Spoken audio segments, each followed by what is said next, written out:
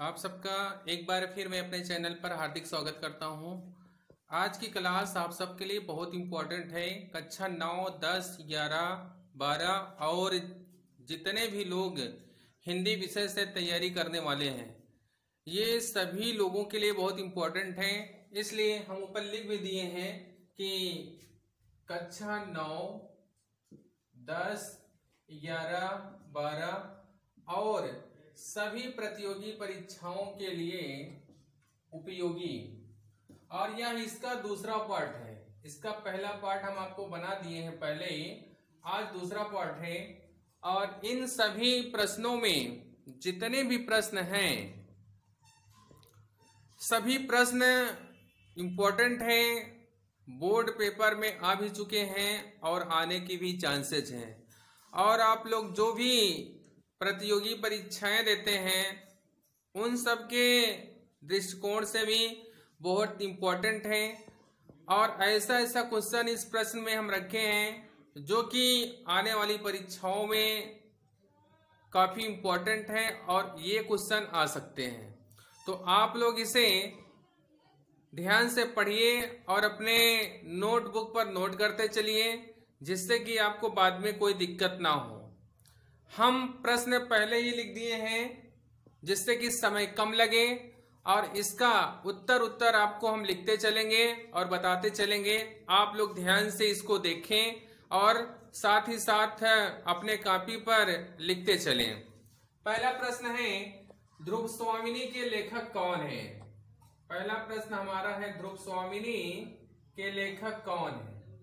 अब इसके लेखक का नाम हमें लिखना है, तो हम लिखे क्या है? ध्रुव स्वामिनी के रचनाकार, यानी कि ध्रुव स्वामिनी के रचनाकार कौन है या ध्रुव स्वामिनी के लेखक कौन है, इसका उत्तर हमें लिखना है।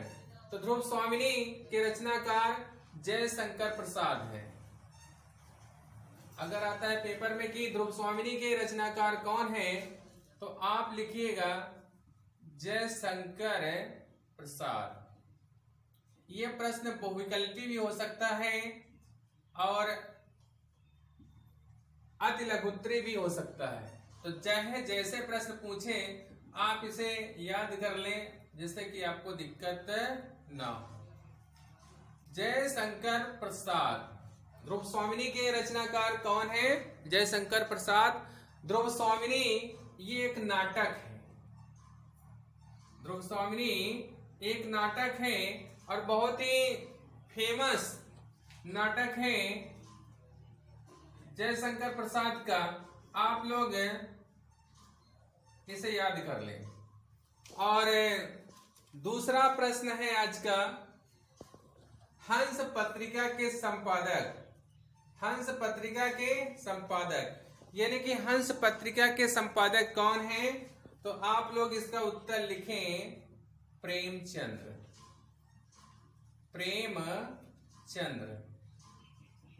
ये प्रश्न इस तरह से पूछा जाएगा कि हंस पत्रिका के संपादक कौन है? तो अगर बहुविकल्पी दिया रहेगा तो उसमें 4 विकल्प रहेगा, और 4 विकल्प में से जो विकल्प दिया रहेगा प्रेमचंद्र का, वही आप लोग सही करिएगा। तो हंस पत्रिका के संपादक कौन है? प्रेमचंद। आप लोग इसे अपने कॉपी पर लिख लें और याद कर लें। बहुत इंपॉर्टेंट प्रश्न है, कई बार कक्षा 10 के बोर्ड पेपर में भी आया है और कक्षा 12 के भी बोर्ड पेपर में आया है। अब तीसरा प्रश्न आप लोग देखिए, कलम का सिपाही के लेखक। कलम का सिपाही के लेखक कौन है? ये कलम का सिपाही एक जीवनी है और इसको लिखा है अमृत राय। कलम का सिपाही एक जीवनी है और इसको लिखा है अमृत राय, और इसमें मुंशी प्रेमचंद्र की जीवनी का वर्णन किया गया है। तो आप लोग इस क्वेश्चन को भी याद कर ले। बहुत इंपॉर्टेंट आज क्वेश्चन हम आपको दिए हैं। इन सब क्वेश्चन को आप लोग अच्छे से याद करिए। कोई भी क्वेश्चन ऐसा नहीं है कि कोई एकदम सिंपल सा हो। सब प्रश्न इंपॉर्टेंट हैं, आप सभी प्रश्नों को याद कर लीजिएगा। तो कलम का सिपाही के लेखक हैं अमृत राय, और कलम का सिपाही एक जीवनी है। कलम का सिपाही की विधा क्या है? एक जीवनी है और इसके लेखक हैं अमृत राय। और अब हम चौथे प्रश्न की तरफ चलते हैं और चौथा प्रश्न दिया है कि क्या भूलूं क्या याद करूं, क्या भूलूं क्या याद करूं की विधा, यानी कि क्या भूलूं क्या याद करूं की विधा क्या है? तो यह आत्मकथा है, यह आत्मकथा है, आत्मकथा की विधा है। तो इसे आप लोग लिखिएगा आत्मकथा, आत्मकथा। और क्या भूलूं क्या याद करूं ये आत्मकथा है हरिवंश राय बच्चन। हरिवंश अगर पूछे कि यह किसकी आत्मकथा है तो आप लोग उत्तर में बता दीजिएगा हरिवंश राय बच्चन की ये आत्मकथा है। फिर से समझिएगा इसे, क्या भूलूं क्या याद करूं की विधा क्या है? तो आप लोग बताइए आत्मकथा। और ये किसकी आत्मकथा है? हरिवंश राय बच्चन। उम्मीद करते हैं कि आपके समझ में आ गया होगा। अब और पांचवें क्वेश्चन की तरफ हम चले। पांचवा प्रश्न है गोदान के लेखक, यानी कि गोदान के लेखक कौन है? तो गोदान एक उपन्यास है और इसके लेखक हैं प्रेमचंद। उत्तर क्या होगा इसका? प्रेमचंद्र। गोदान के लेखक कौन है? प्रेमचंद्र। और ये गोदान, गोदान एक उपन्यास है। अगर पूछे कि गोदान की विधा क्या है तो आप बताइए कि गोदान एक उपन्यास है। बहुत ही इंपॉर्टेंट उपन्यास है मुंशी प्रेमचंद का। गोदान एक उपन्यास है और यह मुंशी प्रेमचंद के द्वारा लिखा गया है। तो अब तक हमने 5 क्वेश्चन सॉल्व किए हैं। अब 5 क्वेश्चन के बाद छठे क्वेश्चन की तरफ हम लोग चलते हैं। संस्कृत के 4 अध्याय के लेखक, संस्कृत के 4 अध्याय के लेखक कौन है? बहुत इंपॉर्टेंट प्रश्न है, कई बार कक्षा 10 के और 12 के बोर्ड पेपर में आ चुका है। तो संस्कृत के 4 अध्याय के लेखक कौन है? रामधारी सिंह दिनकर। रामधारी सिंह दिनकर संस्कृत के 4 अध्याय के लेखक, संस्कृत के 4 अध्याय के लेखक कौन है? अगर यह प्रश्न आता है पेपर में तो आप लिखिए रामधारी सिंह दिनकर। रामधारी सिंह दिनकर, बहुत इंपॉर्टेंट क्वेश्चन। अब अगला प्रश्न है प्रश्न नंबर 7। 7वां प्रश्न है कि मेरी आत्मकथा, मेरी सफलताएं, मेरी सफलताएं के लेखक, मेरी सफलताएं के लेखक। अब इनका नाम बताना है कि मेरी असफलताएं के लेखक कौन है। तो इसका उत्तर होगा बाबू गुलाब राय। बाबू गुलाब राय, बाबू गुलाब राय। ध्यान दीजिए, मेरी असफलताएं के लेखक कौन है? तो उत्तर में आप लोग लिखिएगा बाबू गुलाब राय। और मेरी असफलताएं ये बाबू गुलाब राय की आत्मकथा है। बाबू गुलाब राय की आत्मकथा है, आप लोग ध्यान दीजिएगा। ये भी इंपॉर्टेंट प्रश्न है। मेरी असफलताएं के लेखक कौन है? बाबू गुलाब राय। और ये कैसी विधा है मेरी असफलताएं? तो बताइएगा कि आत्मकथा है। अब प्रश्न नंबर 8, प्रिय प्रवास के लेखक, प्रिय प्रवास के लेखक कौन है? तो प्रिय प्रवास के लेखक हैं अयोध्या सिंह उपाध्याय। अयोध्या सिंह उपाध्याय, अयोध्या सिंह उपाध्याय हरिऔध। इनका उपनाम है हरिऔध। अयोध्या सिंह उपाध्याय का उपनाम क्या है? हरिऔध। और अगर पूछता है कि प्रिय प्रवास के लेखक कौन है तो आप लोग उत्तर में लिखिएगा अयोध्या सिंह उपाध्याय, हरिऔध। और ये प्रिय प्रवास एक महाकाव्य है। अगर पेपर में आए कि प्रिय प्रवास कैसा काव्य है तो आप लोग बताइए। प्रिय प्रवास एक महाकाव्य है, यहां लिख देते हैं महाकाव्य है, और इसमें 17 सर्ग हैं। किसमें? प्रिय प्रवास में। प्रिय प्रवास एक महाकाव्य है और इसमें 17 सर्ग हैं। ये भी आप लोग जाने, काफी इंपॉर्टेंट क्वेश्चन है। प्रिय प्रवास किसके द्वारा लिखा गया है तो बताइएगा अयोध्या सिंह उपाध्याय। इनका उपनाम क्या है बताइएगा? हरिऔध। और ये भी पूछा है कि प्रिय प्रवास कैसा काव्य है तो आप बताइए महाकाव्य। अगर इसमें पूछता है कितने सर्ग हैं तो बताइए 17 सर्ग। अब प्रश्न नंबर 9 की तरफ हम बढ़ते हैं। अब प्रश्न पूछा है कि चिंतामणि के लेखक, यानी कि चिंतामणि के लेखक कौन है? चिंतामणि के लेखक कौन है तो उत्तर में आप बताइएगा आचार्य रामचंद्र शुक्ल। आचार्य रामचंद्र शुक्ल बहुत ही इंपॉर्टेंट लेखक हैं ये, आचार्य रामचंद्र शुक्ल।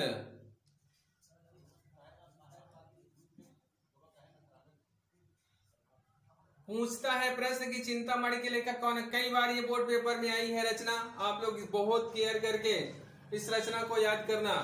चिंतामणि के लेखक कौन है तो आप बताइए आचार्य रामचंद्र शुक्ल। और आचार्य रामचंद्र शुक्ल को आरसी शुक्ला भी कहा जाता है। संक्षेप में आरसी शुक्ला। आरसी का मतलब होता है आर से राम, सी से चंद्र, शुक्ल का मतलब शुक्ल होता है, कभी कभी शुक्ला भी कह देते हैं। तो ये इंपॉर्टेंट रचना है, आप इसे याद कर लें। और एक बात और आप सबको हम बता दें, इन्होंने यानी कि आचार्य रामचंद्र शुक्ल ने आदिकाल को वीर गाथा काल कहा है। आदिकाल को वीर गाथा काल किसने कहा तो आप उत्तर में बताइए रामचंद्र शुक्ल। आचार्य रामचंद्र शुक्ल ने आदिकाल को वीर गाथा काल कहा है। ये भी कभी कभी प्रश्न बन जाता है, पेपर में आता है कि आदिकाल को वीर गाथा काल, आदिकाल को वीर गाथा काल किसने कहा तो आप बताइएगा कि आचार्य रामचंद्र शुक्ल ने। और चिंतामणि के लेखक कौन है? आचार्य रामचंद्र शुक्ल है। अब आज का आखिरी प्रश्न आप लोग ध्यान दें, और बहुत ही इंपॉर्टेंट है ये। सभी प्रश्न इंपॉर्टेंट हैं। जितने प्रश्न आपको हम दिए हैं इसमें 10 के 10 प्रश्न बहुत ज्यादा इंपॉर्टेंट है। कई बार ये प्रश्न बोर्ड पेपर में आए हैं, कई बार ये प्रतियोगी परीक्षाओं में आए हैं, और भविष्य में पूरे के पूरे चांस है कि बोर्ड पेपर में आएंगे। इसलिए आप सब ये 10 रचनाएं और उसके लेखक, उनसे संबंधित और भी जो बातें आपको बताई जा रही हैं और भी जो उत्तर बताए जा रहे हैं, आप सब इस प्रश्न के उत्तर को अच्छी तरह से अपने कॉपी में नोट करते चलिए और याद करते चलिए। कमायनी के लेखक कौन है अब आपको ये बताना है। कमायनी के लेखक कौन है, बहुत इंपॉर्टेंट क्वेश्चन है। और इसके लेखक हैं जयशंकर प्रसाद। कमायनी के लेखक हैं जयशंकर प्रसाद। एक प्रश्न तो ये हो गया कि कमायनी के लेखक कौन है तो आप उत्तर में बताइएगा कि जयशंकर प्रसाद। और अगर ये पूछें कि कमायनी कैसा काव्य है तो आप बताइएगा कि कमायनी एक महाकाव्य है। कमायनी कैसा काव्य है? महाकाव्य है। और एक प्रश्न तो ये हो गया कि कमायनी के लेखक कौन है, आपका उत्तर हो जाएगा जयशंकर प्रसाद। अगर दूसरा प्रश्न इसमें ये पूछता है कि कमायनी कैसा काव्य है तो आप बताइए महाकाव्य। और ये पूछता है कि कमायनी में कितने सर्ग हैं तो आप बताइएगा 15 सर्ग। ये 15 सर्ग हैं, और ये पूछे कि कमायनी में जो 15 सर्ग हैं उसके क्या नाम हैं, तो आपको हम लिख देते हैं। इसमें जगह तो थोड़ा कम है, लेकिन हम आपको छोटा छोटा करके लिख दे रहे हैं जिससे कि कोई दिक्कत आपको ना हो। पहला है अब ये सर्ग के नाम लिख रहे हैं, जो 15 सर्ग है इसके। नंबर 1 चिंता, आशा, श्रद्धा,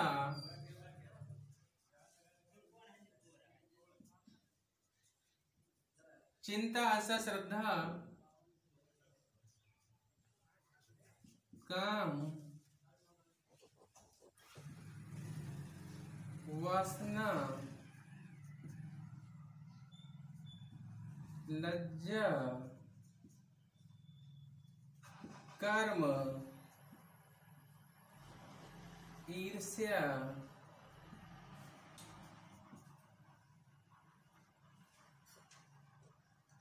ईड़ा, स्वप्न,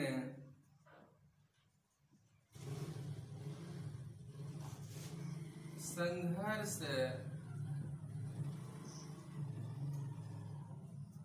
निर्वेद,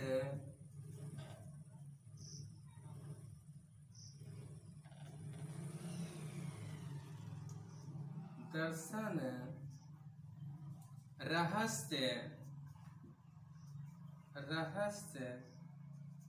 आनंद। थोड़ा सा हम छोटा छोटा लिख रहे हैं, आप लोग इसे अच्छे से समझ लें। पहला है चिंता, दूसरा है आशा, तीसरा है श्रद्धा, चौथा है काम, पांचवा है वासना, छठा है लज्जा, सातवां है कर्म, और आठवां है ईर्ष्या, और नौवां है ईड़ा, 10वां है स्वप्न, 11वां है संघर्ष, 12वां है निर्वेद, 13वां है दर्शन, 14वां है रहस्य, और 15वां और अंतिम है आनंद। उम्मीद करते हैं कि आपके समझ में आ गया होगा। और इसमें अगर कमायनी की बात करें तो इसमें मुख्य 3 पात्र हैं। 3 पात्र में एक है जो कि मनु मन का प्रतीक माना जाता है। आप इसे भी ध्यान दीजिए, बड़ी परीक्षाओं में आ सकता है कि मनु किसका प्रतीक माना जाता है। तो यहां पर हम बगल में थोड़ा लिख दे रहे हैं, आप लोग समझ लीजिए। जगह थोड़ा कम है, आप लोग चिंता मत करिए, समझते चलिए। मनु किसका प्रतीक माना जाता है, तो बताइएगा मन का। कमायनी में मुख्य रूप से अगर देखा जाए तो प्रमुख पात्र की बात करें तो 3 प्रमुख पात्र माने जाते हैं, जिसमें से पहला है मनु मन का प्रतीक माना जाता है। और श्रद्धा, अगर श्रद्धा की बात करें तो हृदय का प्रतीक मानी जाती है। और तीसरा है ईड़ा, अगर ईड़ा की हम बात करें तो ईड़ा बुद्धि का प्रतीक मानी जाती है। उम्मीद करते हैं कि आपके समझ में आ गया होगा। कभी कभी पेपर में पूछ लेता है कि मनु किसका प्रतीक है, तो आप बताइएगा मनु मन का प्रतीक है। अगर पूछता है कि श्रद्धा किसका प्रतीक है, तो बताइएगा श्रद्धा हृदय का प्रतीक मानी जाती है। और ईड़ा किसका प्रतीक मानी जाती है, तो बुद्धि का। तो आप लोग जितने भी क्वेश्चन दिए हैं, आप लोग बहुत अच्छी तरह से इन क्वेश्चन को समझ लीजिए और अपने कॉपी पर लिख लीजिए। उम्मीद करते हैं कि ये प्रश्न आप सबके लिए रामबाण सिद्ध होंगे। आपकी बोर्ड परीक्षा में निश्चित रूप से इसमें से कुछ न कुछ प्रश्न जरूर आएंगे। और इसके बाद भी अभी कुछ प्रश्न और बचे हैं, इसको भी हम आपको बताएंगे, जिससे कि आपकी बोर्ड परीक्षा में, चाहे बोर्ड परीक्षा हो चाहे होम एग्जाम हो, उसमें आपको कोई दिक्कत ना हो। एक बात हम और आपको बता दें कि ये प्रश्न आपके ऑब्जेक्टिव भी हो सकते हैं, यानी कि बहुविकल्पी, उसमें 4 विकल्प दे देगा, उसमें से एक विकल्प सही रहेगा, इस तरह से भी बन सकता है। और ये अति लघुत्तरी के माध्यम से भी पूछा जा सकता है। तो दोनों टाइप के ये क्वेश्चन बनेंगे। किसी दिन आपको हम बहुविकल्पी किस तरह से पूछा जाएगा उसका एक तरीका बता देंगे, जिससे कि आपको किसी तरह की दिक्कत ना हो। लेकिन आप सब एक काम जरूर करिएगा कि जितने भी प्रश्न दिए गए हैं, 10 प्रश्न आज इसमें दिए गए हैं, 10 के 10 प्रश्न आप लोग अच्छे से याद कर लीजिएगा। और इन 10 प्रश्नों के उत्तर के अलावा भी हमने आपको कुछ चीजें और बताई हैं, उसे भी आप लोग अच्छी तरह से याद कर लीजिएगा। ये सब आपको निश्चित रूप से बोर्ड पेपर में और आने वाले प्रतियोगी परीक्षाओं में काम देंगे। और उम्मीद करते हैं कि आपके जानकारी में, आपके ज्ञान में वृद्धि करेंगे। तो इन 10 क्वेश्चन को प्रश्न नंबर 1 याद कर लीजिए, दूसरा भी, तीसरा भी, चौथा भी, पांचवा भी, छठा भी, सातवां भी, आठवां भी, नौवां भी और 10वां भी। साथ ही साथ इन प्रश्नों के उत्तर के साथ साथ जो भी चीजें हम और बताए हैं उसको भी आप लोग याद कर लीजिए। आपके बोर्ड परीक्षा में, आपकी प्रतियोगी परीक्षाओं में निश्चित रूप से आपको उपयोगी सिद्ध होंगे। और ये थोड़ा सा हम बगल हो जा रहे हैं, आप लोग अच्छे से इसे लिख लें जिससे कि कोई दिक्कत ना हो। और आप सबसे एक छोटी सी रिक्वेस्ट है कि आप लोग हमारे वीडियो को शुरू से लेकर के अंत तक देखें और हमारे वीडियो को सब्सक्राइब करें और ज्यादा से ज्यादा अपने दोस्तों के पास शेयर करें और उनसे भी कहें कि वो लोग भी अपने दोस्तों के पास जरूर भेजें और हमारे वीडियो को पूरा देखें। और कोई भी अगर प्रश्न आपके समझ में नहीं आता है तो आप सब लोग हमारे पास कमेंट करिए, आपके कमेंट का उत्तर हम जरूर देंगे। और हमारा वीडियो देखने के लिए आप सबको बहुत बहुत धन्यवाद।